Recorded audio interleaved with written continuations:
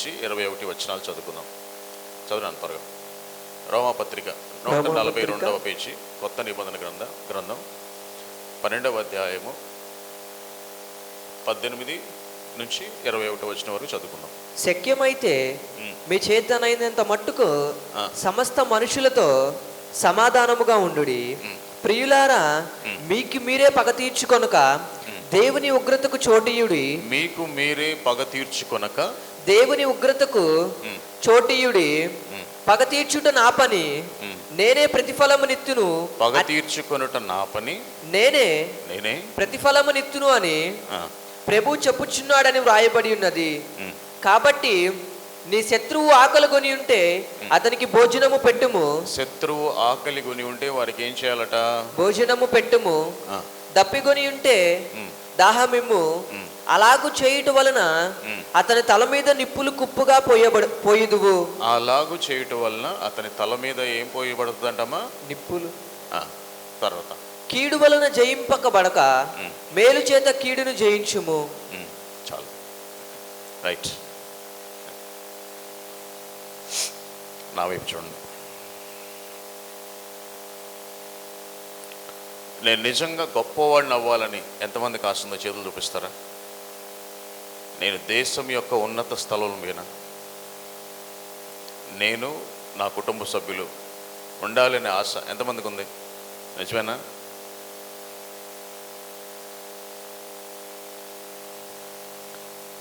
ప్రతి మనిషిని దేవుడు అందుకోసమే సృష్టించాడు. ఆమేన్. ఆదామును దేవుడు తయారు చేసి నువ్వు దీవించబడునుగాక అని ఒక మాట పలికాడు. నువ్వు ఆశీర్వదించబడునుగాక అని ఒక మాట పలికాడు.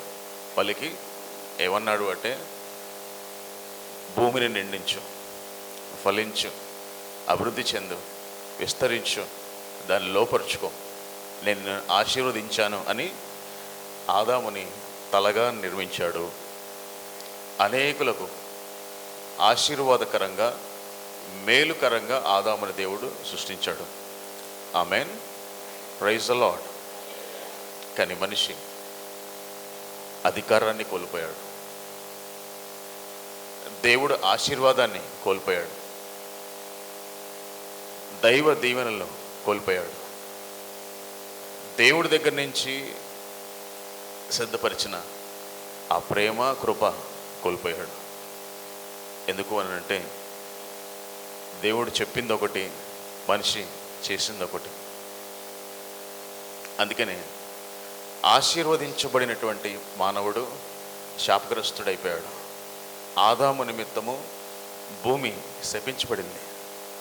నువ్వు నేల నుండి తీయబడ్డావు కాబట్టి ఇక మీదట ఆ నేల నుండి వచ్చే కష్టం మీద నువ్వు బ్రతుకు. చెమటోర్చి పనిచేయి, కష్టపడు. అవి ముళ్ళ తుప్పులను గచ్చ పొదలను మొలిపిస్తుంది. అందులో ఉన్న అదంతా కూడా తీసేసి శుభ్రము చేసి అప్పుడు దాని నుండి వచ్చే పంట నువ్వు తినాలి. కష్టపడాలి. వస్తే రావచ్చు, లేకపోతే రాకపోవచ్చు. వర్షాలు వరదలు వానలు వస్తాయి, పంట ఉండొచ్చు, ఉండకపోవచ్చు. అంతా ఎందుకనంటే నువ్వు చేసుకున్న దాన్ని బట్టి అని నేల శపించబడింది ఆదాము చేసిన ఒక మిస్టేక్ ద్వారా. కానీ ఒరిజినల్గా దేవుడు ఆదాముని దీవించబడటానికి, ఆశీర్వదించబడటానికి, గొప్పవాడు అవటానికి, తలగా ఉండటానికి దేవుడు మానవుణ్ణి సృష్టించుకున్నాడు ఆయన రూపంలో. ఆమేన్. Praise the lord. మరి ఎందుకని మనిషి అలా ఉండలేకపోతున్నాడంటే ఒకే ఒకటి కారణం. సైతాన్ ప్లాన్ ఒకటే, నువ్వు దేవుడు మందిరానికి రాకూడదు, వచ్చినా సరే వాక్యం వినకూడదు, నువ్వు దేవుణ్ణి ఆరాధన చేయకూడదు,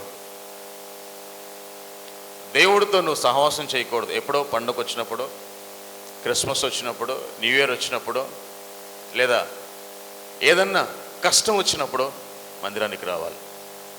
2 వారాల క్రితం ఒక సోదరు వచ్చింది ఇక్కడికి. మీరందరూ వెళ్ళిపోయారు. ప్రార్థన చేసుకోవడానికి ఇక్కడ నిలబడింది ఒక ముస్లిం సోదరి. ఆమెకి కాళ్ళు మడతపడిపోయి నడవనివ్వట్ల. చాలా కాలంగా నేను అందరికి ప్రార్థన చేస్తున్నా. అక్కడ నిలబడింది. దగ్గరికి వచ్చి, అన్న నా కోసం ప్రార్థన చేయండి. ప్రార్థన చేయాలంటే ఏంటి సమస్య అని, ఇట్లా నా సమస్య అని చెప్పబోతూ నీ ముఖం నేను చూడలేకపోతున్నానని చెప్పేసి గిలగిల కొట్టుకుంటూ వెనక్కి వెళ్ళిపోయింది. నాకు అర్థమైంది లోపల ఏదో దురాత్మ ఉందని. ప్రార్థన చేశాను. దేవుని కృపను బట్టి, ఆయన శక్తిని బట్టి ఆ తల్లి ఆ బలహీనత నుంచి విడిపించబడింది. ఆమేన్. సో ఎప్పుడైతే విడిపించబడిందో అప్పటి వరకు నడవలేని ఆ కాలు బాగైపోయింది. చక్కగా నడుచుకుంటా పరుగులు తీసింది ఇక్కడి నుంచి అక్కడికి. ఆ తల్లి ఆనందంతో ఒక మాట చెప్పింది. ఏమన్నా తెలుసా? అయ్యగారు, రేపటి నుంచి నేను వచ్చే వారం నుంచి ఇక్కడే ఉంటాను, అంటే ఈ మందిరంలోనే ఉంటాను. నేను ఒక్కదాన్ని రాను, నాతో పాటు నా ఇంటిల్లి పాదిని తీసుకొస్తాను అని అంది. నాకు చాలా ఆనందం అనిపించింది. తనే కాకుండా రాహాబు అనే వేశ్యలాగా తన ఇంటి వారికి కూడా రక్షణ కల్పించుకోవాలనే మనసు ఆ స్త్రీకి వచ్చింది అని, మందిరం పట్ల మక్కువ కలిగిందని నాకు కొంచెం సంతోషం వేసింది. వచ్చే వారం చూశాను, ఆ తల్లి రాలా. మళ్ళీ నెక్స్ట్ వీక్ చూశాను, రాలా. ఈ వీక్ చూశాను, రాలా. అంటే ఎందుకు మీకు ఈ విషయం చెప్తున్నానంటే, నా గొప్పతనం గురించి కాదు, లేదా ఇంకేదో చెప్పాలని కాదు, ఆ తల్లిని కించపరచాలని కాదు. మనిషి ఎప్పుడైనా సరే అవసరం ఉన్నప్పుడే వస్తాడు మందిరానికి, శ్రమల్లో ఉన్నప్పుడే వస్తాడు మందిరానికి, బాధల్లో ఉన్నప్పుడే వస్తాడు, లేదా టాటా బాయ్ బాయ్. దేవుడుతో మనిషి పెట్టుకున్నటువంటి రిలేషన్ అది. అంటే లోకంలో ఉన్నవాళ్ళు ఏం చేస్తారంటే, నాకు ఈ సంవత్సరం అంతా కలిసి వస్తే, నాకేదైనా మేలు జరిగితే కొట్టిస్తా పైన, లేదా 1116 ఇస్తాను, లేదా మొక్కులు తీర్చుకుందామని ఎప్పుడో తీర్థయాత్రలకో లేకపోతే ఇంకేదో ఆ గుళ్ళు గోపురాలకు వెళ్ళి మొక్కు తీర్చుకోకపోతే ఏదన్నా నాకు శాపం వచ్చేస్తుంది, లేకపోతే నేను పాడైపోతాను అనే సాంప్రదాయంలో మనిషి అలవాటు పడిపోయాడు. కాబట్టి చర్చికి రావడానికి కూడా అది అలవాటు చేసుకున్నాడు. వెళ్ళకపోతే నాకేదైనా నష్టపోతానేమో, నాకు రావాల్సిన ఆదాయం అయిపోద్దేమో, లేదా నా ఉద్యోగం ఉంటుందో ఉండదో, నా వ్యాపారం ఉంటుందో ఉండదో, లేదా నాకు ఏదైనా కీడు కలుగుద్దో, ఇలా భయంతో వస్తాడు తప్ప దేవుడి దగ్గరికి ప్రేమతో, నేను ఆరాధించు వాడిని ఆత్మతోనూ సత్యముతోనూ ఆరాధించటానికి నేను మందిరానికి రావాలి. అది నా జన్మ హక్కు. క్రైస్తవుడుగా మందిరానికి రావటం నా జన్మ హక్కు. దేవుణ్ణి ఆరాధించటం జన్మ హక్కు. అంటే ఆధార్ కార్డు కాదు, పరలోకంలో ఒక ఆధార్ కార్డు ఉంది నీకు. ఆమేన్. ఈ గవర్నమెంట్ నీకు ఆధార్ కార్డు ఇచ్చిందో లేదో నాకు తెలియదు. ఒకళ్ళు ఇచ్చిన అందులో పేర్లు మార్చేసి మోసం అలాంటివి ఏమైనా చేస్తున్నారేమో. కానీ రక్షణ పొంది యేసుక్రీస్తుని ఆయన నామములు ఒప్పుకుంటే పరలోకంలో నీకు పర్మనెంట్ వీసా అక్కడ స్టాంపింగ్ అయి ఉంది. చెప్పలు కూడా ఏమైపోదామా అట్టుగా. సో అందుకని ఆత్మీయుడు ఎప్పుడు కూడా దేవుడితో హత్తుకొని ఉండాలి. ఆమేన్. Praise the lord. మనిషి దేవుడు అంటున్నాడు, కానీ నా తండ్రి, నా ప్రభు అన్నట్ల. ఇక్కడ 2 విషయాలు మీకు చెప్తాను. దేవుడు వేరు, ప్రభువు వేరు. ఆమేన్. దేవుడు అంటే అవసరం ఉన్నప్పుడే దేవుడి దగ్గరికి వచ్చేవాడు. మనిషి అవసరం తీరిపోయాక టాటా బాయ్ బాయ్. అది ఉద్యోగం కావచ్చు, వ్యాపారం కావచ్చు, లేదా ఏదైనా అనారోగ్యం కావచ్చు, లేదా ఇంకేదైనా సమస్య కావచ్చు, ఏదైనా పని ఉంటేనే భక్తుడు దేవుడు ఆ క్యారెక్టర్లో ఉంటాడు. కానీ ప్రభువు నువ్వు చేసుకుంటే, ప్రభు అంటే ఏంటి అని అంటే, నువ్వు చెప్పిందే చేస్తాను, నువ్వు వెళ్ళమన్న చోటకే వెళ్తాను, నువ్వు తీసుకోమన్న నిర్ణయమే తీసుకుంటాను, నువ్వు మాట్లాడమందే నేను మాట్లాడతాను. ప్రభు అంటే లార్డ్. ఇంగ్లీష్లో యు ఆర్ మై లార్డ్ అంటే నా ప్రభువువి. నా ప్రతి ఆలోచన పైన నువ్వే ప్రభువువి. నా ప్రతి డెసిషన్ మీద నువ్వే ప్రభువువి. నేను ఎవరిని పెళ్లి చేసుకోవాలో ప్రభువు నువ్వు కనుక నేను అడిగి పెళ్లి చేసుకుంటాను. నా ప్రభువు నువ్వు కనుక ఇల్లు కొనాలో అది నీ దగ్గర విచారణ చేసి కొనుక్కుంటాను. ఉద్యోగానికి వెళ్ళాలి, లేదా పలానా వ్యాపారం చేయాలి. నువ్వు నా ప్రభువు గనక నిన్ను అడిగి ఈ వ్యాపారం చేస్తాను. నువ్వు నా ప్రభువు కాబట్టి పలానా చోటికి వెళ్ళమంటే వెళ్తాను. నువ్వు నా ప్రభువు కాబట్టి నిన్ను వలె నీ పొరుగు వారిని ప్రేమించమన్నావు కాబట్టి ప్రేమిస్తాను. అదే భక్తుడు దేవుడు అనుకోండి, ఇలా చేయడు. తాను అనుకున్నది, తనకు తోచింది, తనకు తెలిసింది, లోక సంబంధమైన నిర్ణయాలు తీసుకుని నష్టపోయి అప్పుడు మందిరానికి వచ్చి, అయ్యగారు ప్రార్థన చేయగారు, మోసపోయాను అయ్యగారు, నష్టపోయాను అయ్యగారు, ఇరుకుల్లో ఉన్నాను అయ్యగారు, బాధల్లో ఉన్నాను అయ్యగారు, ఇబ్బందులు ఉన్నారు అయ్యగారు, నాకేదైనా మేలు జరిగితే నీకు ఏదైనా చేస్తాను. పొద్దున ఒక తల్లి నా దగ్గరికి, ఇక్కడ కాదు వేరే చోట ప్రార్థన దగ్గరికి, ఒక తల్లి నా దగ్గరికి వచ్చింది. అమ్మా ఏంటి నీ సమస్య? అయ్యా మా అమ్మాయి మా అల్లుడు వాళ్ళిద్దరు కాపురం చేయట్లేదయ్యా, పెళ్ళయింది, సంవత్సరం అయింది, ఎందుకో తెలీదు కొట్టుకుంటున్నారు, దెబ్బలాడుకుంటున్నారు, ఒకళ్ళకొళ్ళు పడదు. అమ్మాయి ఏమో అల్లుడేమో వెళ్ళిపోయాడు, అమ్మాయి ఏమో అలే కూర్చుంది, ఏంటో తెలియదు.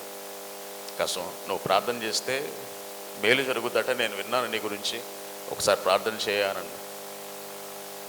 రేపటి నుంచి నేను అది కానీ జరిగితే నేను రేపటి నుంచి ఇందాడ ఆ ముస్లిం తల్లిలాగా రేపటి నుంచి నేను ఒకటే రాను, వాళ్ళని కూడా తీసుకొచ్చేస్తానని. పొద్దున్న జరిగిన సంఘటన చెప్తున్నాను మీకు. ఎందుకనంటే మనిషి సమస్య ఉన్నప్పుడే దేవుడు గుర్తొస్తాడు. ఎంతమంది ఒప్పుకుంటారు? కానీ ఆయన నీకు దేవుడు మాత్రమే కాదు, నీకు ప్రభువు కూడా. చెప్పలు కూడా దేని మైపడదామా? చెప్పండి, మీకు దేవుడు మాత్రమే కావాలా, ప్రభువు కూడా కావాలా? ప్రభువా ప్రభువా ప్రభువా నన్ను ప్రార్థన చేస్తాం కదా అంటే ఏంటో తెలుస్తుంది అర్థం?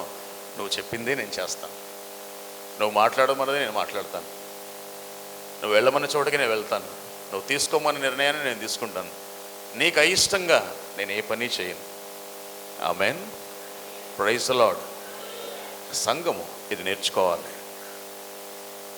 లోకంలో సామెత ఉంటుంది, చాలాసార్లు చెప్పాను. మాటలన్నీ మా ఇంటికాడ మాపటి భోజనము అంటే దాని అర్థం ఏంటి అని అంటే, మనం చేయాల్సింది మనం చేస్తాం, మనం తీసుకోవాల్సిన నిర్ణయాలు మనం తీసుకుంటాం, మనం వద్దన్న చోటకి వెళ్తాం, మాట్లాడుకుంది మనం మాట్లాడతాం, నష్టపోయాక అదే ప్రభువుని తో కలిసి నువ్వు ఉంటే, నా ప్రభువా నేనేం చేయాలి, ఎలా మాట్లాడాలి, ఎలా నా కుటుంబాన్ని కట్టుకోవాలి, ఎలా నేను అడుగులు వేయాలి, ఎలా నా జీవితాన్ని బాగు చేసుకోవాలి, ఎలా నేను గొప్పవాడిని అవ్వాలి, ప్రభువుతో కలిసి ఉంటాం. ఆమేన్. Praise the lord. ఇప్పుడు అసలు విషయానికి వస్తున్నాను. అక్కడ అపోస్తలుడైన పౌలు ఏమంటాడు అనంటే, అయ్యా నిన్ను ప్రభువు రక్షించుకున్నది మేలు చేయటానికి, సహాయము చేయటానికి, ప్రార్థన చేయటానికి. నువ్వు లోకమునకు వెలుగై ఉన్నావు, చీకటి కాదు. నువ్వు లోకమునకు ఉప్పై ఉన్నావు, సారముగా ఉండాలి. నువ్వు లోకమునకు దారి చూపించే వ్యక్తివి, రక్షణ పొందిన వ్యక్తి. ఎలాంటి వాడంటే, ఆ దీపము మంచు కింద పెట్టుకోవద్దు, దీపస్తంభం మీద పెట్టుకోవాలి. ఆమేన్. ఎందుకని? నీ వెలుగు అందరికీ ప్రకాశించబడాలి, నీ వెలుగును చూసి అనేకుల దగ్గరికి ఆకర్షించబడాలి. కనుక ఇక్కడ పౌలు అంటాడు, మీరు సఖ్యమైతే ప్రతి మానవుతో ఎలా ఉండండి? సమాధానంగా ఉండండి. సఖ్యమైతే ప్రతి ఒక్కరితో శాంతిని నెలకొల్పే విధంగా ఉండండి. సఖ్యమైతే మీరు చదివిన తర్వాత, శక్యమైతే మీ చేతనైనంత మట్టుకు సమస్త మనుషులతో సమాధానముగా ఉండుడి. సమస్త మనుషులతో ఎలా ఉండండిట? సమాధానంగానే ఉండండి.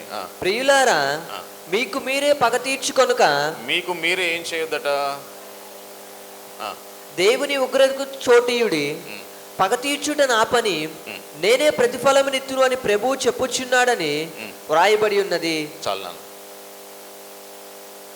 ఈరోజు అంశం యుద్ధము యెహోవాది. ఆమేన్. నాతో కలిసి చెప్పండి. మీ పక్క వాళ్ళకి షేక్ హ్యాండ్ చెప్పండి. యుద్ధము యెహోవాది. యుద్ధము యెహోవాదే. అంటే ఇప్పుడు యుద్ధం ఎవరు చేయాలి? కానీ యుద్ధం ఎవరు చేస్తారు చెప్పండి ఏంటమ్మా? కోపం వచ్చింది, మీ ఆవిడని పేలమని కొట్టావు. కోపం వచ్చింది, తల్లిని కొట్టావు. ఒకడు ఒక రోజు ఒక తల్లి చెప్తుంది, అయ్యా మా ఓడు చాందస్తు పోడయ్యా, తల్లి తండ్రి అని కూడా లేదు, కొడతాడయ్యా మెంటలోడు. మా అల్లుడు మా అమ్మాయిని కొడతాడయ్యా, ఎలా పడితే అలా మాట్లాడతాడయ్యా. ప్రార్థన చేయి. నా పిల్లలు మాటినరయ్యా. యుద్ధాలే ఇంట్లో, భార్య భర్తలకి, తల్లిదండ్రులకి, పిల్లలకి. ఉద్యోగంలో ఎక్కడ ఉద్యోగం చేస్తే అక్కడ యుద్ధమే, ఎవరితో సమాధానం ఉండదు. ఏ వ్యాపారం చేస్తే అక్కడ యుద్ధమే, ఎవరితోటి? కస్టమర్స్తో, లేకపోతే లావాదేవీలు చేసేవాళ్ళతోటో యుద్ధమే. సంఘంలో కూడా అవునా కదా? సంఘంలో కొన్ని మాటలు నేను విన్నాను. కొన్ని చోట్లట ఆ డబ్బుల కోసం, ఆ చందా కోసం, ఆ పెత్తనాల కోసం, పెద్దరికం కోసం కొందరట కొట్టుకుని తలలు బాదులుకొని రక్తాలు వచ్చేలాగా మనుషులు ప్రాణం కూడా పోతాడ. ఎప్పుడైనా విన్నారా? అవునన్న వాళ్ళు చేతులు చూపించండి. విన్నాను, చూశానన్న వాళ్ళు. మనిషి అలా ఉంటాడు. ఎందుకనంటే యుద్ధము అంటే చట్టాన్ని తన చేతిలో తీసుకుంటాడు. కానీ నువ్వు ప్రభువుగా, నీ దేవుణ్ణి నువ్వు ప్రభువుగా చేసుకుంటే నువ్వెవరితో దెబ్బలాడవు. యుద్ధము నువ్వు చేయవు. ఒక సమస్య వచ్చింది నువ్వు చేస్తున్న ఉద్యోగంలో, లేదా మీ పై వాళ్ళు, మీ పై అధికారులు నీ మీద కుట్ర పన్నుతున్నారు, లేదా నువ్వు వ్యాపారం చేస్తున్నావు, ఎవడో చేతబడి చేస్తున్నాడు కానీ వాడు 2 నిమ్మకాయలు ఇసిరేసాడు, కానీ నువ్వు కూడా 4 నిమ్మకాయలు ఇసిరేయకూడదు. వాడు కాస్త జుట్టు లాక్కెళ్ళాడు కానీ నువ్వు వాడు ప్యాంటు లాక్కెళ్ళకూడదు. యుద్ధం, కీడుకి ప్రతి కీడు. వాడు నేను ఒక లాక్ కొట్టాడు కదని ఎరా నన్ను కొడతావా, నేను 2 కొడతాను. ఓకే, ఇది చట్టాన్ని నీ చేతిలో తీసుకుని నువ్వు ఇది చేయటం వల్ల మనిషి అనారోగ్యానికి గురవడానికి మెయిన్ రీజన్ ఇదే. దేవుడు చేయాల్సిన యుద్ధాన్ని మనిషి చేస్తాడు. ఎందుకో తెలుసా? సైతాన్ అలా తయారు చేశాడు. నిన్ను వాళ్ళు అవమానించారు కదా, వాళ్ళు ఊరికి వదిలేసావేంటి? చూసుకో వాళ్ళ సంగతి. లేదా ఎవరినొకళ్ళు ప్రేరేపించు. కొందరు తెలియగలవాళ్ళు వాళ్ళు ఏం చేయరు, పక్కన వాళ్ళు ప్రేరేపిస్తారు, రెచ్చగొడతారు. రెచ్చగొట్టి ఏం చేస్తారంటే మీదకి ఉసుకొలుపుతారు. ఇలాంటి వారు కూడా ఉంటారు. అవునా కదా? నేను చెప్పే మాటలు నిజమేనా? యుద్ధాలు, దీనికి మెయిన్ కారకుడు, సూత్రధారుడు సైతాన్ గాడు. ఎందుకంటే మనిషి కొట్టుకోవాలి, కొట్టుకుని పగలు పెంచుకోవాలి, తిట్టుకోవాలి, ద్వేషాన్ని పెంచుకోవాలి, ఉగ్రతను పెంచుకోవాలి, హృదయంలో సమాధానాన్ని కోల్పోవాలి, చివరికి రోగిష్ఠుల్లాగా తయారవ్వాలి, విలువైన సమయాన్ని కోల్పోవాలి. ఎప్పుడైతే ఇవన్నీ జరుగుతాయో ప్రభువుని దగ్గరికి రాడు, దేవుడి సన్నిధికి రాడు, ఆరాధన చేయడు, ఇవన్నీ చేయడు. కాబట్టి చెప్పిన వాక్యాన్ని విండు. ఎందుకో తెలుసా? యుద్ధము మన చేతిలోకి తీసుకున్నాం కాబట్టి. నేను చెప్పే మాటలు వాస్తవమైన అవన్న వాళ్ళు చేతులు చూపించండి. నువ్వు యుద్ధము చేస్తే నీకు శ్రమలు, నువ్వు ఫైటింగ్ చేస్తే నీకు బాధలు, నువ్వు యుద్ధము చేస్తే నీ శరీరానికి అనారోగ్యము. 99% మనిషి శరీరంలోనికి అనారోగ్యం రావడానికి మెయిన్ రీజన్ ఇదే. నువ్వు కొట్టవసరలా, లోపల రగిలిపోతా ఉండు, ఏమి చేయాలో తెలియక. కొందరు బలవంతులు అయితే కొట్టేస్తారు, కొందరు బలవంతం లేని వాళ్ళు ఏం చేస్తారంటే లోపల పగ పెంచుకొని ఆ కుమిలిపోతా, ఆ బాధని, ఆ భయంతో తిట్టుకుంటూ, ద్వేషిస్తూ, ఆ హృదయం నిండా ఆ కోపాన్ని, ద్వేషాన్ని, అసూయని నింపుకుని వాళ్ళు ఎప్పుడు పాడైపోతే అప్పుడు వీళ్ళు నవ్వుతూ ఉంటారు. వాళ్ళు ఎప్పుడు నష్టపోతే వీడికి భలే జరిగింది అనుకుంటారు. అవునా కదా? నేను చెప్పే మాటలు వాస్తవమైనా కాదు? మనిషి హృదయం అలా తిప్పేశాడు సైతాన్. దేవుడు క్రియేట్ చేసిన విధానం నిర్దోషత్వము పరిశుద్ధత అయితే మనిషిని తిప్పేశాడు, మొత్తం క్యారెక్టర్ని మార్చేశాడు. ఎందుకు తెలుసా? మనిషి భార్య భర్తలు కావచ్చు, తల్లిదండ్రుల పిల్లలు కావచ్చు, సంఘంలో కావచ్చు, వ్యాపారాల దగ్గర కావచ్చు, ఉద్యోగం దగ్గర కావచ్చు, బంధువులు కావచ్చు, సమాధానంగా ఉండకూడదు. మెయిన్ గోల్ సైతాన్ గోల్. నువ్వు సమాధానంగా ఉంటే దేవుడి మందిరానికి వస్తావు, వాక్యాన్ని వింటావు, ఆరాధన చేస్తావు, సత్యాన్ని తెలుసుకుంటావు, స్వతంత్రుడు అవుతావు. నువ్వు అలా కాకూడదు కాబట్టి నీతోటే యుద్ధం చేపిస్తాడు. నువ్వు యుద్ధం చేయటం మొదలుపెట్టావంటే నీకు సమాధానం కోల్పోద్ది. సొలొమోను 40 years పరిపాలన చేశాడు. ఇజ్రాయెల్ ప్రజలందరినీ, యుద్ధాలే లేవు. 40 సంవత్సరాలు అంత ఆశీర్వాదమే. ఎందుకో తెలుసా? నాకు బుద్ధి వివేచన ఇవ్వు ప్రభువా అని ప్రార్థన చేశాడు. డబ్బులు అడగల, శత్రువు ప్రాణం అడగల, ఎలా స్కెచ్ చేసి లేపేయాలి శత్రువుని అని అడగల. నాకు బుద్ధిని వివేచనను దైవ జ్ఞానాన్ని ఇవ్వు ప్రభువా అన్నాడు. మనమైతే ఇల్లు ప్రభువా, కారు ప్రభువా, నా పక్కోడు కొనేస్తున్నాడు కారు, నేను ఎప్పుడు కొంటాను ఏంటో, వాళ్ళు ఇల్లు కొనేస్తున్నారు, నేను ఎప్పుడు ఇల్లు కొంటాను ఏంటో, వాళ్ళమ్మాయికి వెళ్ళైపోయి నలుగురట, మా వాడికి ఒక్కడు కూడా లేడు, ఏమైపోతుంది ఏంటో, మన బాధ అది. కానీ వాస్తవాన్ని తెలుసుకున్నవాడు కదలక నిలుచు నిత్యము సియోను కొండవలే ఉంటాడు. ఎందుకో తెలుసా? దేవుడి మీద ఆధారపడతాడు. కీడుకి ప్రతి కీడు చేయడు, యుద్ధము చేయడు, చేతులు తీసుకోడు. ఏ బాధ వచ్చినా సరే మోకరించి, నీ భర్త నీ మాట వింటలేదా, మోకరించి ప్రార్థించు. నువ్వు లోపల పగ పెంచుకున్నావా, అవుట్, యుద్ధం స్టార్ట్ అయినట్టే. ఇక్కడ యుద్ధం ఎప్పుడైనా సరే డైరెక్ట్గా చేతుల్లోకి రాదు, ఫస్ట్ ఇక్కడ స్టార్ట్ అవుద్ది మైండ్లో. ఈ మైండ్లో స్టార్ట్ అయిన ఆ అసహనము, ఆ భయం మెల్లమెల్లగా ఇక్కడి నుంచి ఇక్కడికి ట్రాన్స్ఫర్ అవుతుంది నీ హృదయంలోకి. నీ హృదయంలో ఎప్పుడైతే అది ట్రాన్స్ఫర్ అయ్యి ఫిక్స్ అవుద్దో, విత్తనం లోపల నుంచి ఆరంభమై మొలక పొడుచుకుని వస్తుంది బయటికి. అది ఎప్పుడైతే మొలకగా అయిందో నువ్వు అక్కడే దాన్ని వేర్లతో సహా తీసిపడేయాలి. అది పెరిగి చెట్టయి మానయి పడిందా, ఆ పగ, ప్రతీకారము, యుద్ధము, ఆ కాయల్ని నువ్వు కోసుకుంటూ ఉంటావు. వాటి ఇంట్లో ఎందుకు కొట్టుకుంటారో మీకే అర్థం కాదు, ఎందుకు తిట్టుకుంటారో మీకే తెలియదు, ఎందుకు పెళ్లి చేసుకుంటారు, ఎందుకు విడాకులు ఇస్తారో వాళ్ళకే తెలియదు. కొందరు, ఒక పబ్లిక్ ప్రాసిక్యూటర్ ఒకరోజు మాట్లాడుతుంటే విన్నా, ఆమె దగ్గరికి అన్ని విడాకుల కేసులే. అమ్మా, ఆమెను ఒక అతను ఇంటర్వ్యూ చేస్తున్నాడు. ఎందుకమ్మా? అయ్యగారు, ఏముండదయ్యా, సింపుల్, ఈగో ప్రాబ్లం ఇద్దరికి. కోర్టుకి వెళ్ళిపోయి డైవర్స్ కోసం ఆ బోన్లో, అంటే ఆ జడ్జి గారి దగ్గర వీళ్ళు తర్వాత అడుగుతారట జడ్జి, అమ్మా ఎందుకు, కారణం ఏంటి, ఎందుకు విడిపోవాలనుకుంటున్నావు అంటే ఆమె చెప్పే రీజన్స్ ఏంటో తెలుసా?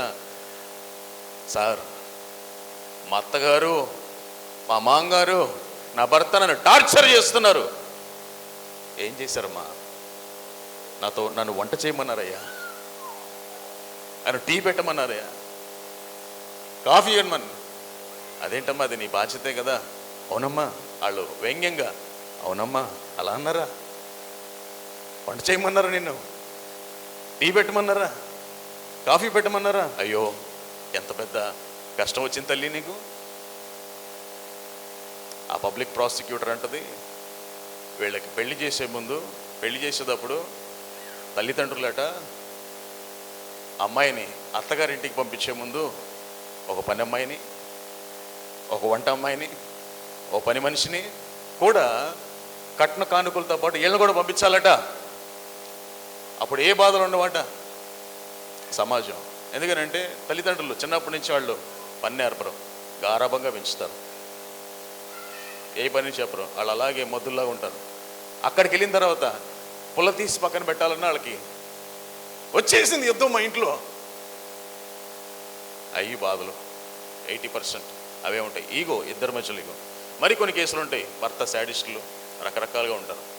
కొన్ని చెప్తే మీరు ఆశ్చర్యపోతారు. ఒక 2 డాక్టర్స్ డాక్టర్ని పెళ్లి చేసుకున్నాడు. 5 సంవత్సరాలు తిరగకముందే మళ్ళీ కోర్టుకి వెళ్ళారు వీళ్ళిద్దరు. ఎందుకు వెళ్ళారు? వాస్తవం ఏంటో తెలుసా? ఇతగాడట డాక్టరు, చదువుకున్న వ్యక్తి, ఆ భార్య అందంగా ఉంటుందని, ఆమె తన ఆధీనంలో ఉండాలి, వేరే ఎవరిని కూడా ఉండకూడదని అని శాడిస్ట్ లాగా ఆ అమ్మాయిని రోజు కొడతామే. వేళ్ల మీద కొడితే ఈ వేళ్ళు ఇలా వంగిపోయి ఎలాడుతూ ఉండేవాడు. ఎవరివిడ? చదువు లేని, నాగరికత తెలియని స్త్రీయా? డాక్టర్. మరి చేస్తున్నాడు ఎవడు? వాడు డాక్టరే. ఆ టార్చర్ తట్టుకోలేక డైవర్స్కి వెళ్ళారు. కొన్ని కేసులు ఇలా ఉంటాయి. ఎందుకో తెలుసా? ఎక్కడ వెలుగు ఉండదో అక్కడ చీకటి ఉంటుంది. ఎక్కడ దేవుని ఆత్మ ఉండదో, ఎక్కడ దేవుని భయం ఉండదో, ఎక్కడ నువ్వు ప్రభువుగా నీ దేవుణ్ణి చేసుకోవో అక్కడ సమస్యలు ఉంటాయి. నష్టపోయాక దేవుడా దేవుడా దేవుడా దేవుడా దేవుడా దేవుడా దేవుడా దేవుడా దేవుడా దేవుడా దేవుడా దేవుడు ఫాస్టింగ్ ప్రేయర్లు, నేలకేసి తలబాధ కొట్టాలు. బైబిల్ అనేది వ్యాక్సిన్ లాంటిది.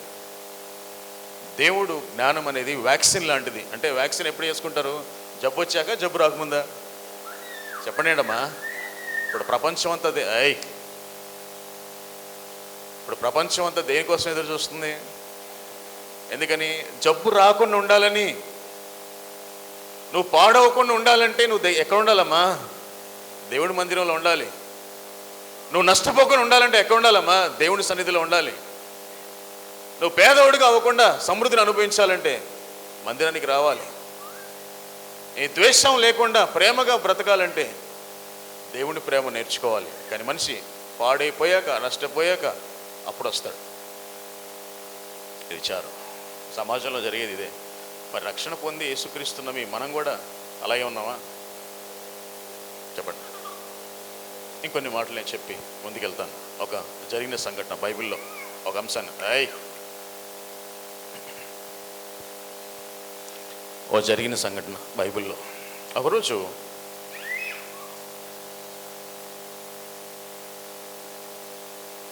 దావీదుని చంపాలని సౌలు 3000 మంది సైనికులు తీసుకుని జీపు అరణ్యమునికి బయలుదేరాడు. ఏ అరణ్యమం అది? ఆ జీపు అరణ్యములో ఎవరున్నారంటే దావీదు అక్కడ దాక్కుని ఉన్నాడు. ఎందుకు అక్కడ దాక్కున్నాడు? యుద్ధశాలే కదా, యుద్ధ వీరుడే కదా, యుద్ధ నైపుణ్యత కలిగిన వ్యక్తే కదా. ఆయన దాక్కోవాల్సిన అవసరం ఏమొచ్చింది? గొలియాతు లాంటి మహావీరుడిని ఒక్క దెబ్బతో వేసేశాడు.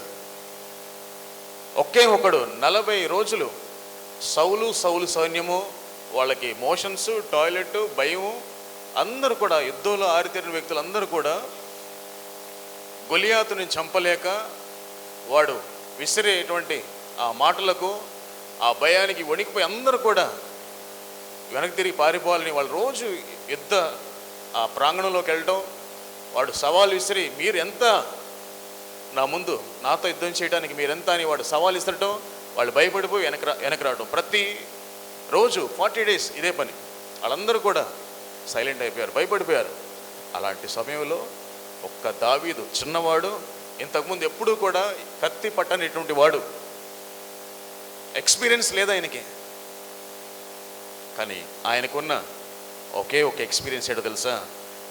జీవము గల దేవుడిని హత్తుకుని ఉన్నాడు. ఆమేన్, ప్రైజ్ ది లార్డ్. వెళ్ళి ఒక్క చిన్న రాయితో గొలియాతుని మట్టి కరిపించాడు. ఒకసారి ఆలోచించండి, అంత బండోడిని ఒక రాయితో కొడితే చచ్చిపోతాడా? ఒకసారి ఆలోచించండి. ఏనుగుని చీమ కుట్టింది అనుకోండి, ఏనుకేమని తెలుసుద్దా? ఎందుకని? దాని శరీరం వేరు, దానికి స్పర్శ కూడా ఉండదు కొడితే. అలాంటిది చిన్న రాయితో కొడితే గొలియాతు చచ్చిపోవడం ఏంటి? వాస్తవం ఏంటో తెలుసా? యుద్ధము దావీదు చేయలా. ఎవరు చేశారు అక్కడ? యెహోవా చేశాడు. దేవుని నామం పేరిట యుద్ధం జరిగింది అక్కడ. అందుకే దావీదు ఏం చేశాడంటే గొలియాతుని నేల కరిపించాడు. అంతేకాదు, ఒక సింహమును, ఎలుకబంటిని కూడా దేవుడికి అప్పచెప్పాడు. దేవుని శక్తిని బట్టి వాటిని తరిమి కొట్టి చంపాడు. ఒక మానవుడు ఒక సింహాన్ని తరమటం ఏంటండి? ఎప్పుడన్నా విన్నారా? ఒక మనిషి, అది కూడా ఆజానుబాహుడు కాదు, బలాఢ్యుడు కాదు, ఒక చిన్నవాడు, యవనస్తుడు ఒక సింహాన్ని తరవడం ఏంటి, ఒక ఎలుగుబంటిని, అది ఎంత మూర్ఖంగా ఉండదు తెలుసు ఎలుగుబంటి, వాటిని తరిమి చంపడం ఏంటి ఆలోచించండి. ఎందుకో తెలుసా, యుద్ధము యెహోవా చేశాడు. ఆయన భారాన్ని దేవుడి పైన మోపాడు, సమస్యను దేవుడికి అప్పచెప్పాడు. అతని చేతుల మీద తీసుకోవాలా, హాయిగా పడుకున్నాడు అడవిలో ఉన్నా సరే. అలాంటి దావీదు పారిపోయి దాక్కోవాల్సి వచ్చింది జీపు అరణ్యములో. ఎందుకో తెలుసా, తన రాజుగారు దావీదుని చంపేయాలనుకుంటున్నాడు. ఎందుకో తెలుసా, దావీదు గొప్పోడైపోతున్నాడు.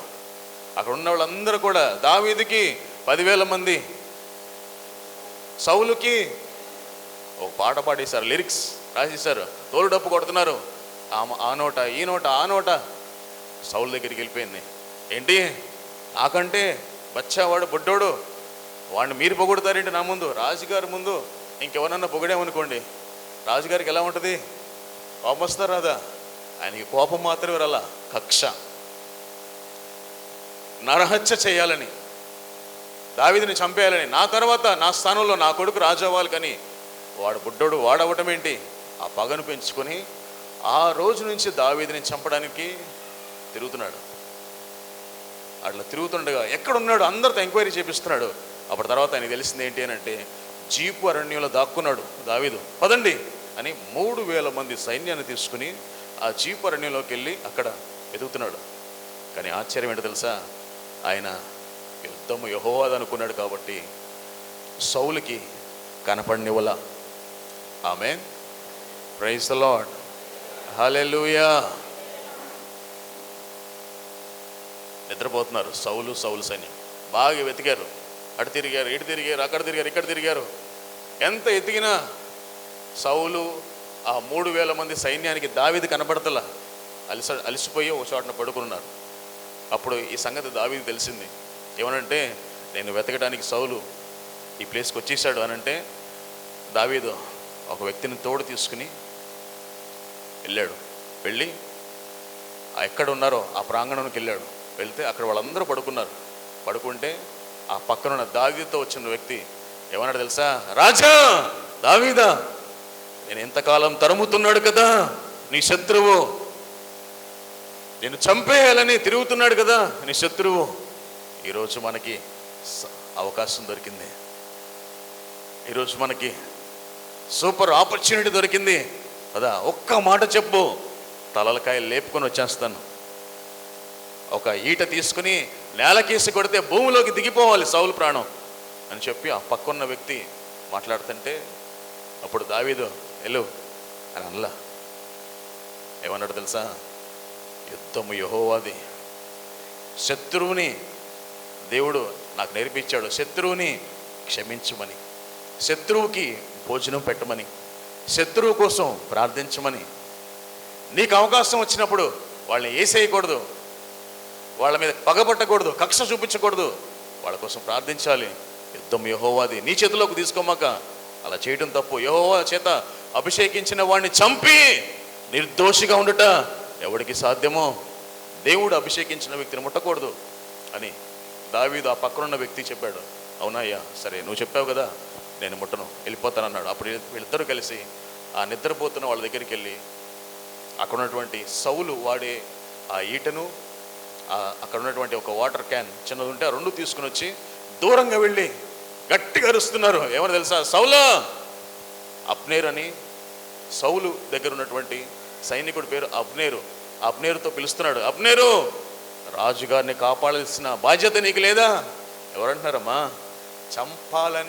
చంపబడాలనేటువంటి వ్యక్తి, అతని గురించి క్షేమం కోరుకుంటున్నాడు దావీదు.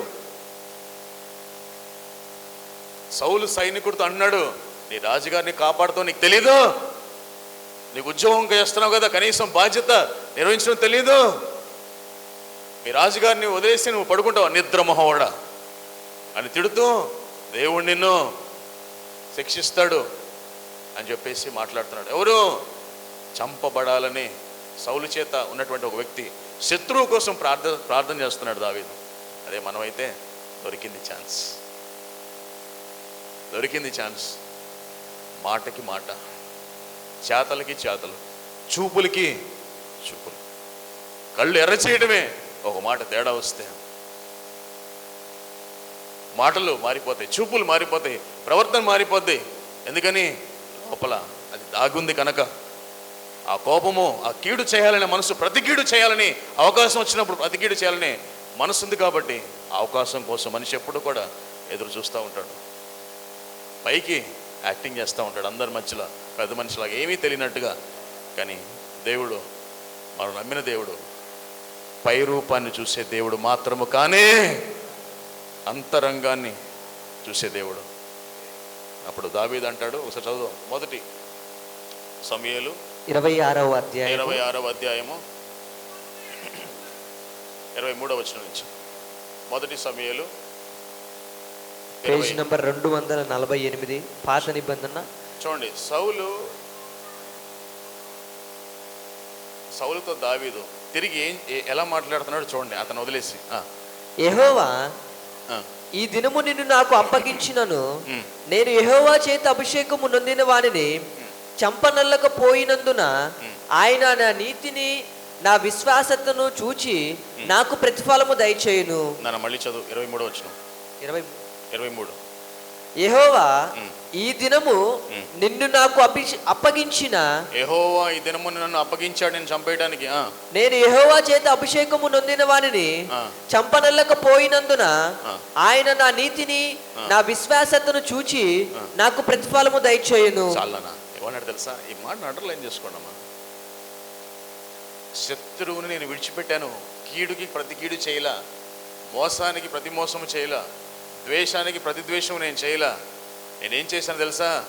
శత్రువుని విడిచిపెట్టి నీ చేతులకు అప్పగించా, యుద్ధము నువ్వు చెయ్యి అని మాట్లాడుతూ, నేను నీతిగా ప్రవర్తించాను, విశ్వాసంతో ప్రవర్తించాను, నేను చేసిన ఈ నీతికి నా దేవుడే నాకు ప్రతిఫలం ఇచ్చునుగాక అంటున్నాడు. ఆమేన్.